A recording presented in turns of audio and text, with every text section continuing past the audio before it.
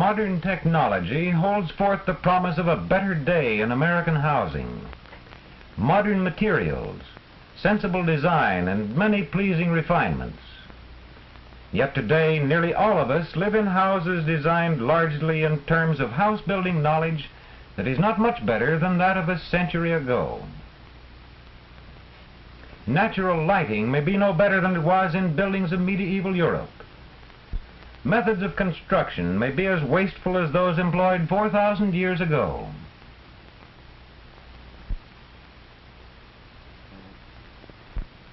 Let us take a sampling of America's houses. Only 10 out of 100, owned usually by people with the highest incomes, are as good as this, costing $5,500, built 10 years ago, fairly modern. Let us look at one half the 100, 50% of America's houses. They are no better than these, 25 years old, worth about $3,000, lacking some modern conveniences. The lowest 10 in our sampling of 100 typical American houses, occupied by those with lowest incomes, are 50-year-old shacks, worth about $200, chiefly as used lumber. What services should our houses give us, and how can we help to get them? First, there should be control of weather. Your house should protect you from extremes of weather, cold and heat, snow, wind, and rain. But most houses are not wholly weatherproof. For example, in winter there may be a needless loss of heat. 10% may escape through and around windows and doors. There may be a 15% loss through the walls. And, worst of all, up to a 25% loss through ceilings and roof. A total waste of 50%, or half the heat. How can this be corrected? Well, Mr. Jones and Ray are fitting glass storm sash outside the windows. This will cut down loss of heat by creating a dead air space between the storm sash and the windows. Inside, Bob is using caulking cement in an inexpensive caulking gun, sealing up cracks around the window frames.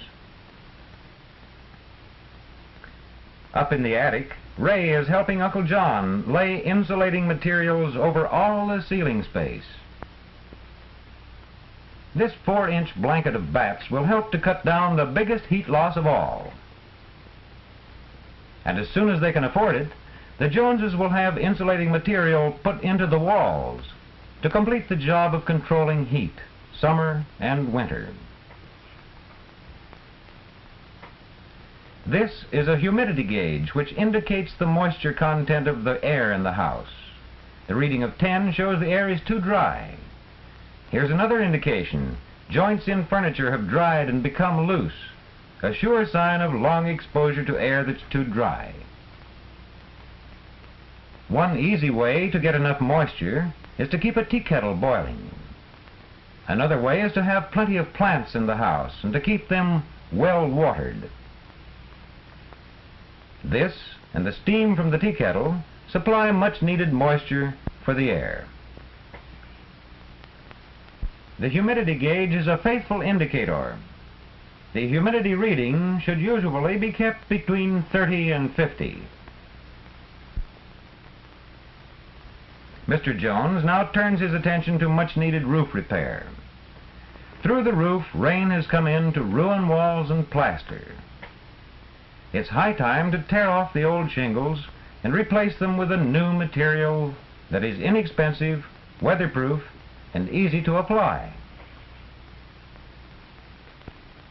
In addition to control of weather, your house should give you adequate light wherever needed.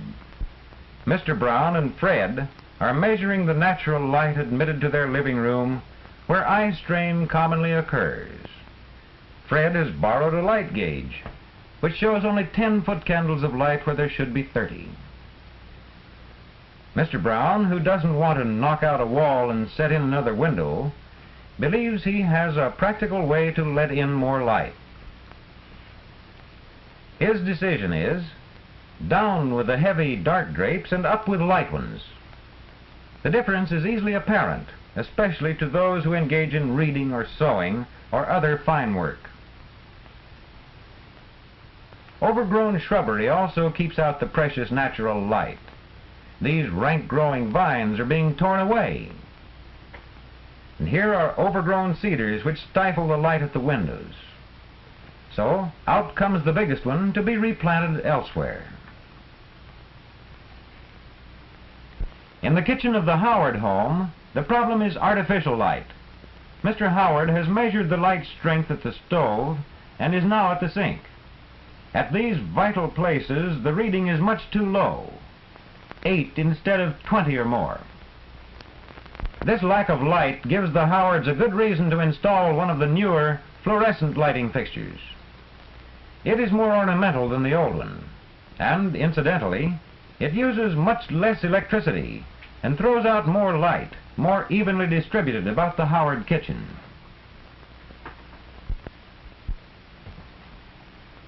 Another service aside from control of weather and humidity and control of light, our house should give us freedom from insect pests. Flies in particular bring in disease germs which they spread on everything they touch. Good screens are the answer to this. Screens kept in good repair and frequently repainted. Screens for all doors and windows will keep flies, mosquitoes, and other pests where they belong, outside. Keeping out disease is a part of a fourth service your house should provide, and that is safety. Here, a new light is being installed for the foot of the basement stairs, stairs which are often dark and crowded with carelessly deposited articles. A light placed properly, plus clear steps to the basement, are important safety features. Accidents may result from rotted or otherwise bad steps outside the house.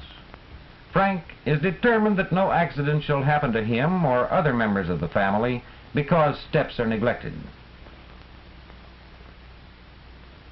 Another of many safety features, the dead-end street, which children may cross without fear of speeding cars. Still another service closely akin to safety which our house should give, fire protection. These houses, in addition to being wooden, are dangerously close together, a definite fire hazard. Risk from fire is reduced if houses are spaced apart a distance about equal to their height. Brick or stone construction cuts down materially the fire risk from outside.